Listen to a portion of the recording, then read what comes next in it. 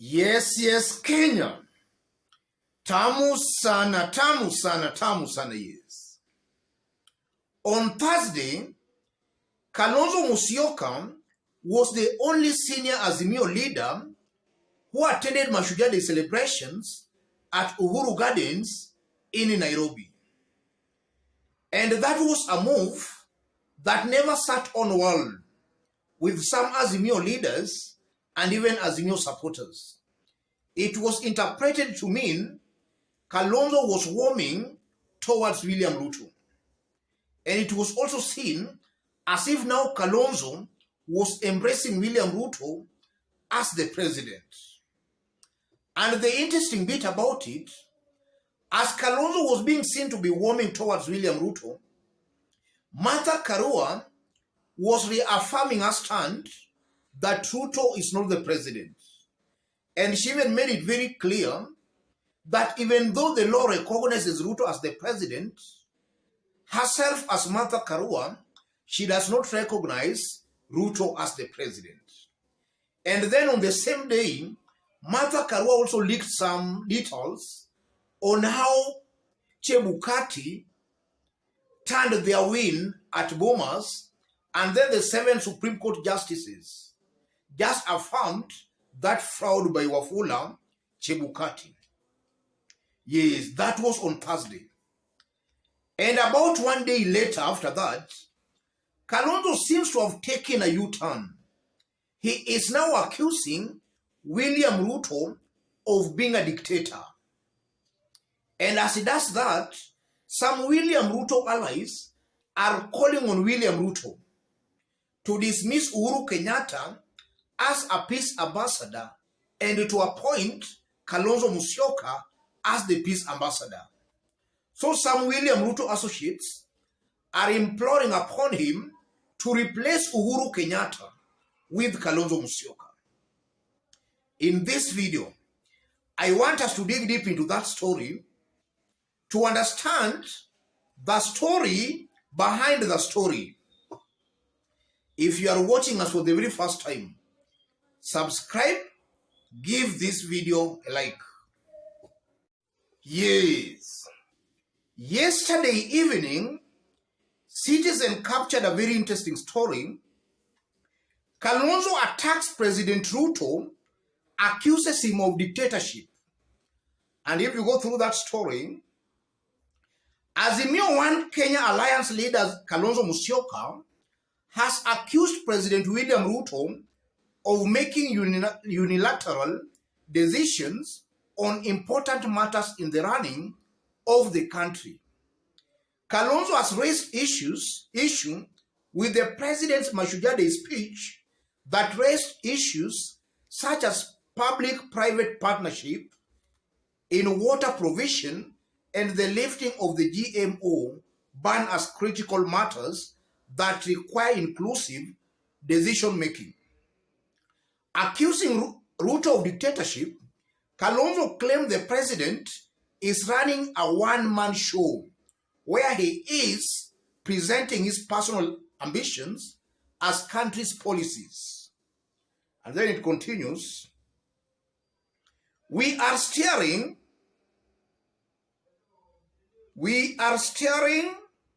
at the emergence of a personalized dictatorship in which a leader decides to avoid constraints and believes he does not need to consult anyone on decision making.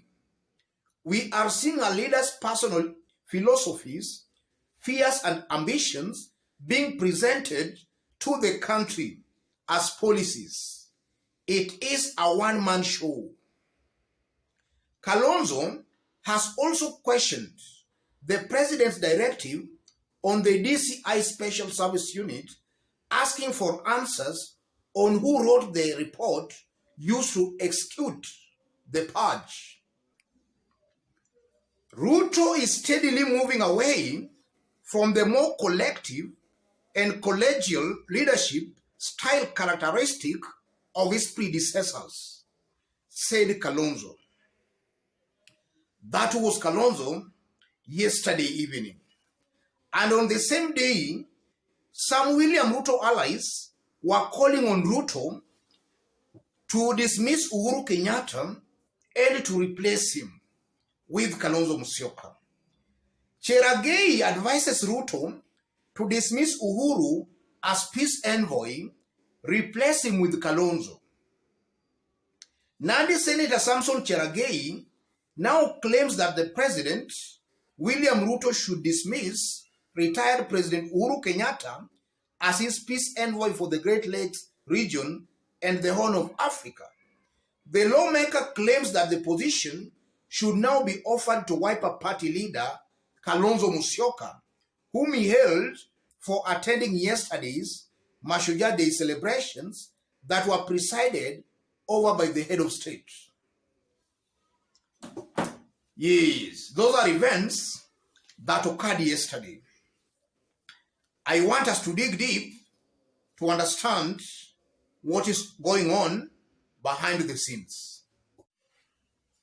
Those remarks by Kalonzo Musyoka shows that if at all he was warming up to William Ruto, he has paused.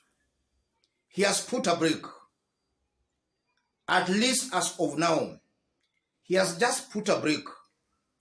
Because on Thursday, quite a good number of Kenyans and even Azimio supporters felt he was warming towards William Ruto. A day later, he's actually making a U-turn, an indication that he's putting the brakes of his warming up to William Samoei Ruto. What is happening here, ladies and gentlemen? Just to start off with, I personally believe that Kalonzo Musyoka feels William Ruto never gave him the recognition he deserved on the day he attended that Mashujaa Day celebration. It's almost very clear that Kalonzo, by attending that event, Kalonzo wanted to endear himself to William Samoei Ruto.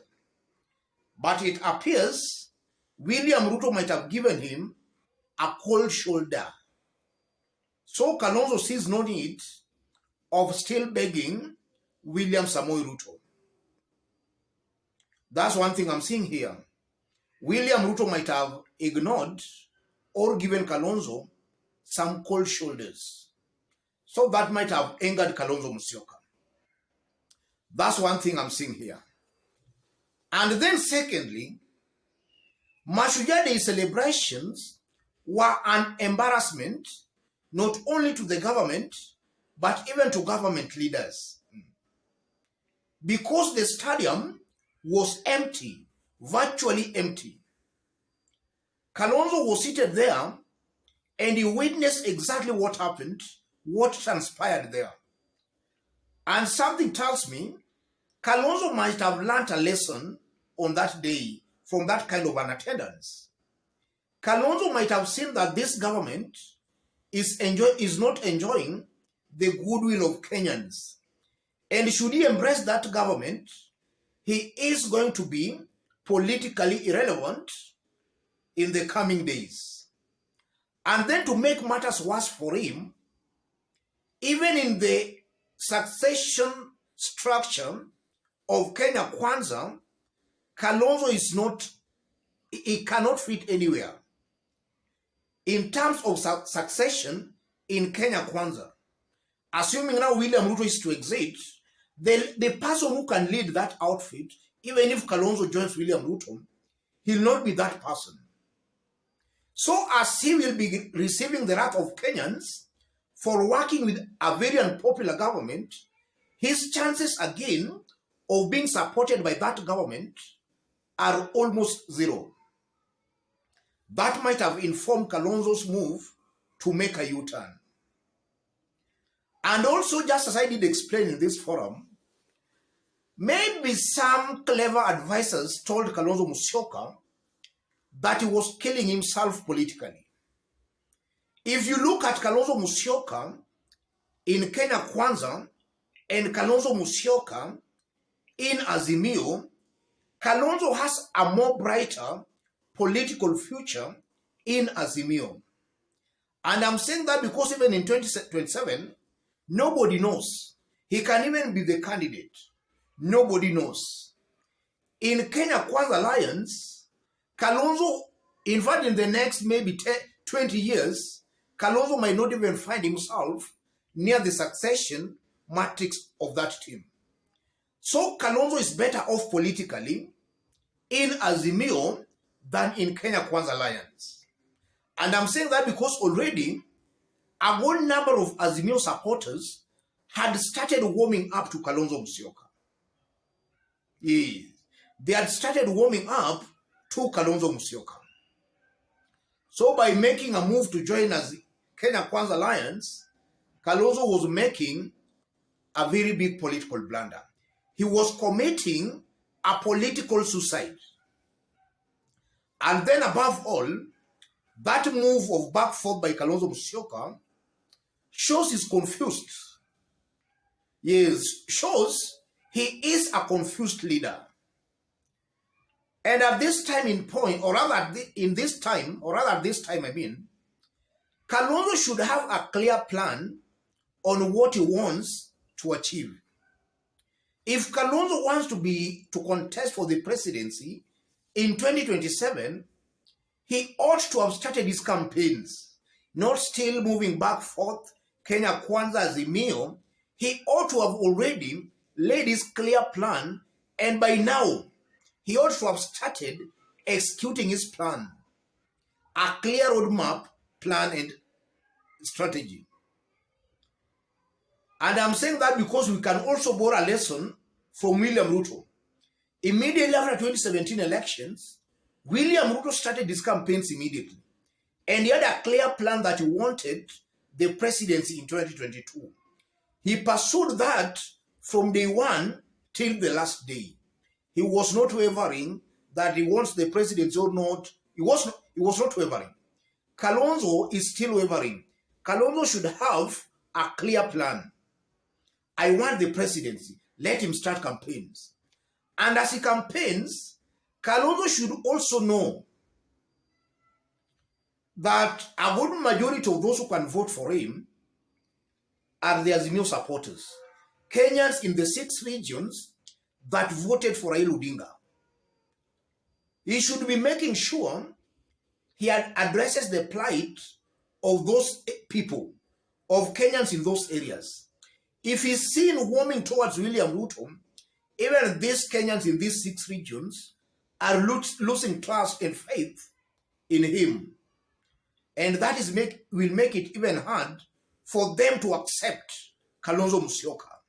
They are seeing Kalonzo as somebody who is planless, somebody without a plan at all. So Kalonzo has to make a decision. Does he want to remain in Azimio, or does he want to go it alone, or does he want to join William Ruto? Let him make up his mind, and then let him pursue what he wants without being seen to be meandering back forth. Yes. As I conclude, I also believe that Kalonzo Musyoka might have also just been trying to test waters to see what is happening in Kenya Kwanza Alliance. You know, we are in politics, and also politics is never straight line. He might have just been trying to figure out, what are these people doing here? Yes. Let me stop it there, ladies and gentlemen. If you are watching us for the very first time, subscribe, give this video a like. Yes, give it a like, please. And to any other person who want to support this channel, who want to support this forum, I've pinned my number on the comment section. Contact me through the number, or feel free to send a contribution or a donation to the number. Let's meet in our next analysis. Thank you.